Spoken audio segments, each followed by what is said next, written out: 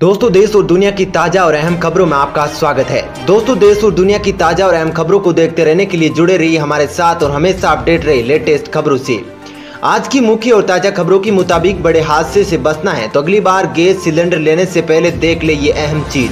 जी हाँ, बताएंगे कैसे आप सिलेंडर की एक्सपायरी डेट चेक कर सकते हैं। इसी के साथ दोस्तों, अब इस राज्य का बड़ा फैसला, अब सिर्फ 100 रुपए में होगी जमीन की रजिस्ट्री। साथ ही दोस्तों जानेंगे मोदी सरकार ने आज से लागू किया उपभोक्ता संरक्षण कानून, जानेंगे आपको कैसे मिलेगा फायदा। इसी के साथ दोस्तों, मोदी सरकार ने स्कूल खोलने को लेकर बनाई नई रणनीति, अब ऐसे खुलेंगे स्कूल। जी हाँ, तो जानेंगे इस खबर के बारे में विस्तार से। साथ ही दोस्तों, कोरोना वैक्सीन को लेकर बड़ी खबर, भारत ने शुरू किया ये काम, जल्द मिलेगी बड़ी खुशखबरी। तो दोस्तों, आज इन्हीं सब खबरों के बारे में आपको बताने वाले हैं। इसके अलावा भी कई अन्य बड़ी खबरें हैं जिसके बारे में हम इस वीडियो में जानेंगे। तो दोस्तों, वीडियो को अंत तक जरूर देखें। साथ ही दोस्तों, वीडियो के बारे में आपकी जो भी राय हो कमेंट करके जरूर बताइए। साथ ही दोस्तों, वीडियो में आगे बढ़ने से पहले आपसे एक छोटी सी विनती है, इस वीडियो को लाइक और हमारे चैनल को सब्सक्राइब जरूर करें ताकि आपको ऐसी ही खबरें हमेशा मिलती रही। तो चलिए दोस्तों, बिना देरी किए फटाफट से जानते हैं आज की सभी बड़ी खबरों को। बड़े हादसे से बचना है तो अगली बार गैस सिलेंडर लेने से पहले कर ले ये अहम चीज। जी हाँ दोस्तों, क्या आप जानते हैं कि गैस सिलेंडर आप इस्तेमाल कर रहे हैं उसकी एक्सपायरी डेट भी होती है? नहीं जानते तो हम आपको बता रहे हैं इसे जानने का तरीका। आपके घर में आने वाले सिलेंडर एक्सपायरी डेट के हो सकते हैं जो खतरनाक है, इसलिए जरूरी है कि जब भी सिलेंडर आए तो उसकी एक्सपायरी डेट जांच कर ले। आइए जानते हैं आप कैसे सिलेंडर की एक्सपायरी डेट चेक कर सकते हैं। आपने देखा होगा कि सिलेंडर की पट्टी पर A22, B24 या C23 या D21 लिखा होता है। इन चारों अक्षरों को महीनों में बांटा गया है। A का मतलब जनवरी से मार्च तक, B का मतलब अप्रैल से जून तक, C का मतलब जुलाई से सितंबर तक और D का मतलब अक्टूबर से दिसंबर तक होता है। A, B, C, D अंकों के बाद लिखी संख्या एक्सपायरी वर्ष होती है। यानी अगर पट्टी पर D22 लिखा होता है तो सिलेंडर दिसंबर 2022 को एक्सपायर हो जाता है। दोस्तों, कमेंट करके जरूर बताना कि आपको इससे पहले क्या इस चीज का पता था। यदि नहीं था तो भी कमेंट करके आपकी जो भी राय है जरूर बताना। चलिए दोस्तों, अब जानते हैं अगली खबर। केरल सरकार ने वापस आए मजदूरों के लिए रखी शर्तें, अब कोरोना टेस्ट के साथ 24 दिनों का होगा क्वारंटीन। जी दोस्तों, केरल में कोरोना वायरस संक्रमण के बढ़ते मामलों को देखते हुए सरकार ने राज्य में वापस लौटने वाले प्रवासी मजदूरों के लिए शर्तें रखी है। अब उन्हें राज्य में लौटते ही कोरोना की रैपिड टेस्ट कराना होगा। इसके बाद उन्हें 14 दिनों की क्वारंटीन में भेज दिया जाएगा। ये दो गाइडलाइन उत्तर और उत्तर पूर्व भारत से लौटने वाले प्रवासी मजदूरों के लिए रखी गई है। वहीं गाइडलाइन के मुताबिक राज्य में जो भी ठेकेदार या कंपनी मजदूरों को लेकर आएगी उन्हें कोरोना टेस्ट का खर्च भी उठाना पड़ेगा। इसके अलावा उन्हें प्रवासी मजदूरों के लिए 14 दिनों की क्वारंटीन में रखने के इंतजाम भी करने पड़ेंगे। वहीं क्वारंटीन खत्म होने के बाद भी मजदूरों को 2 हफ्ते की निगरानी में रखा जाएगा। हालांकि इस दौरान वो काम कर सकते हैं। इसके अलावा मजदूरों को स्थानीय स्वास्थ्य केंद्र में रिपोर्ट भी करना होगा। चलिए दोस्तों, जानते हैं अगली खबर। सपा सांसद का अजीबोगरीब बयान, बोले मस्जिदों में नमाज पढ़ने से भागेगा कोरोना। जी दोस्तों, उत्तर प्रदेश के संभल से समाजवादी पार्टी के सांसद डॉक्टर शफीकुर रहमान बर्क ने ईद उल जुहा पर नमाज अदा करने को लेकर अजीबोगरीब बयान दिया है। एसपी सांसद डॉक्टर शफीकुर रहमान बर्क ने कहा कि ईद उल जुहा के मौके पर मस्जिदों और ईदगाहों में मुसलमानों को सामूहिक नमाज पर पाबंदी लगाना गलत है। सरकार मस्जिद और ईदगाह में मुस्लिमों की नमाज करने पर लगी पाबंदी को हटाए, क्योंकि जब देश के सभी मुस्लिम मस्जिदों में नमाज पढ़ेंगे तो ये मुल्क बचेगा। वहीं डॉक्टर शफीकुर रहमान बर्क ने यह दावा किया है कि जब तक देश के सारे मुस्लिम मस्जिदों में नमाज अदा नहीं करेंगे तब तक कोरोना वायरस महामारी को भी नहीं भगाया जा सकता है। चलिए दोस्तों, अब जानते हैं अगली खबर। बिहार सरकार का बड़ा फैसला, बिहार में सिर्फ 100 रुपए में होगी जमीन की रजिस्ट्री। जी दोस्तों, बिहार में जमीन की खरीद बिक्री जोरों पर होती है। सही जानकारी नहीं होने के कारण लोग धोखाधड़ी का भी शिकार हो जाते हैं। इसी बीच एक बड़ी खबर आ रही है कि बिहार में रहने वाले लोग अब अपनी जमीन की रजिस्ट्री 100 रुपए में करा सकते हैं। मिली जानकारी के मुताबिक राज्य के गरीब परिवारों को अब अपनी जमीन की रजिस्ट्री के लिए सिर्फ 100 रुपए खर्च करने होंगे। वहीं सरकार की वास स्थल क्रय सहायता योजना के तहत सरकारी सहायता से खरीदी जाने वाली भूमि के लिए ये सुविधा मिलेगी। इसका लाभ बिहार के सभी जिलों के लोग उठा सकते हैं। चलिए दोस्तों, जानते हैं अगली खबर। आज से लागू होगा उपभोक्ता संरक्षण अधिनियम, जानिए उपभोक्ता के रूप में आपको मिलेगी क्या सुविधाएं। जी दोस्तों, उपभोक्ता कानून में सोमवार से किए गए बदलावों से घटिया सामान बेचने वाले, गुमराह करने वाले, विज्ञापन देने वालों को जेल की हवा खानी पड़ सकती है। दरअसल घटिया सामान बेचने वालों को 6 महीने की जेल हो सकती है या 1 लाख रुपए का जुर्माना देना पड़ेगा। वहीं बड़े नुकसान पर ग्राहकों को 5 लाख रुपए का मुआवजा देना पड़ेगा और 7 साल की सजा भी होगी।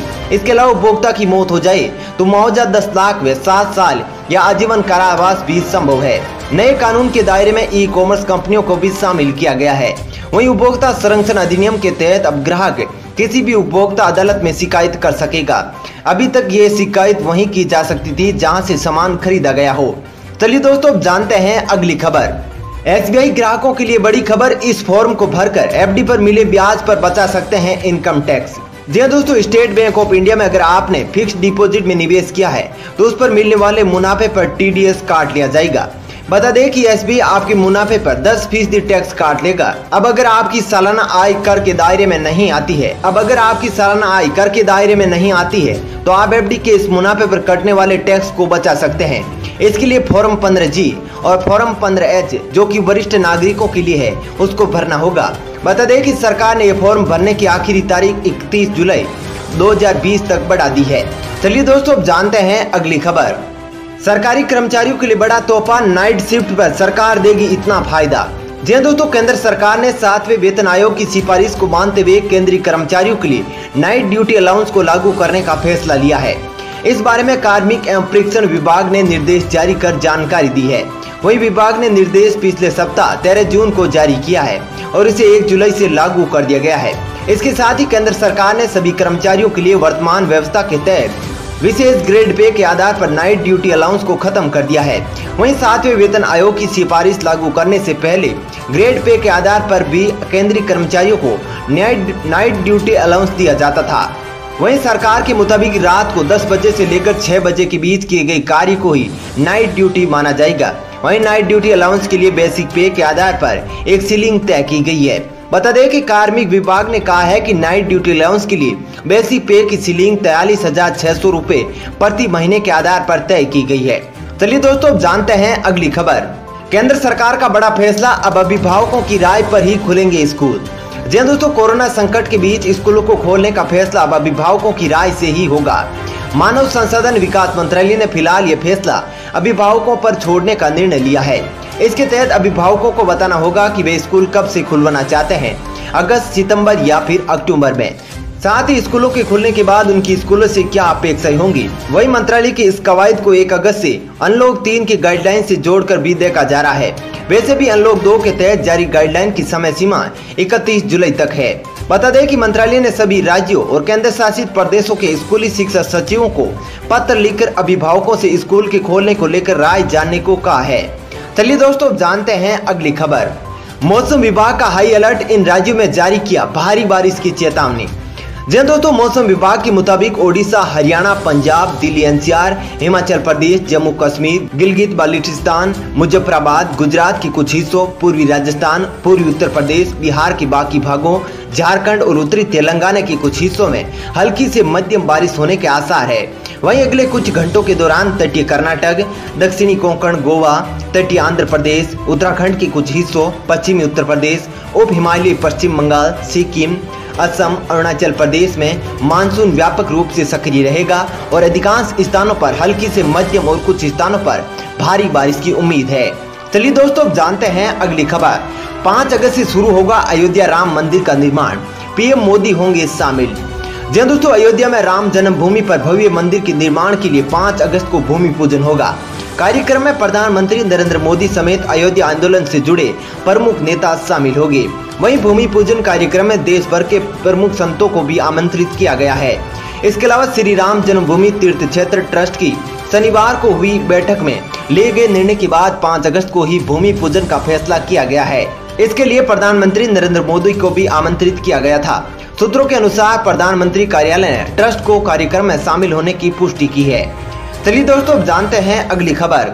एम्स आज से शुरू करेगा कोरोना वैक्सीन का ह्यूमन ट्रायल, 375 वॉलंटियर्स पर होगा टेस्ट। जी हां दोस्तों, दिल्ली स्थित अखिल भारतीय आयुर्विज्ञान संस्थान एथिक्स कमेटी आज से कोविड-19 के स्वदेशी विकसित टीके कोवैक्सीन के ह्यूमन ट्रायल की शुरुआत करेगा।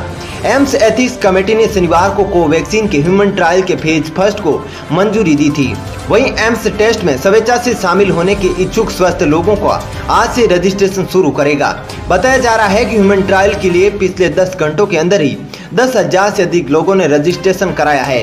वहीं कोवैक्सीन के ह्यूमन ट्रायल के पहले और दूसरे चरण के परीक्षण के लिए भारतीय चिकित्सा अनुसंधान परिषद ने एम्स समेत 12 संस्थानों का चयन किया है। दोस्तों फिलहाल इस वीडियो में इतना ही। ऐसी ही खबरें देखते रहने के लिए आप हमारे चैनल को सब्सक्राइब कर ले। साथ ही दोस्तों वीडियो के बारे में आपकी जैसी भी राय हो कमेंट करके जरूर बताएं। और दोस्तों यदि आप भी हमारी मेहनत को सपोर्ट करना चाहते हैं तो इस वीडियो को लाइक और शेयर जरूर करें। धन्यवाद।